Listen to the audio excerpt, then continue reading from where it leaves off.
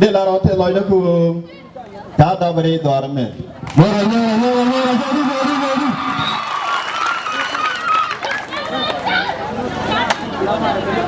ở đây đó là đấy chứ ta vật thiết bắt lan cái là cái gì lan chiên khi chúng tôi được con nên giáo con đào từng anh là làm pro cái đó đi để là nó là cái gì nó cái gì ta rồi giờ mình ta cầm khi mình đi chơi cái đó anh cứ để chỉ trang đi vào cái đó khi đâm lên nó phơi đi rồi cho nó phải ta làm cái gì đó là đây thôi nó có này đấy thôi đừng nuôi chơi cái job thì bao nhiêu cái nhiều đồ đi chơi cái con phare này có tiền thế mới để làm cái gì nữa đông cái con nhắm nào cái đông lên con nào cho nó cái gì nữa mình nhắm tiền là đuôi của đó còn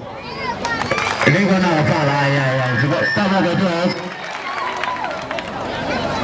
alam ini kiri chin ki dul ko me de ben re no re dul ko dan de ka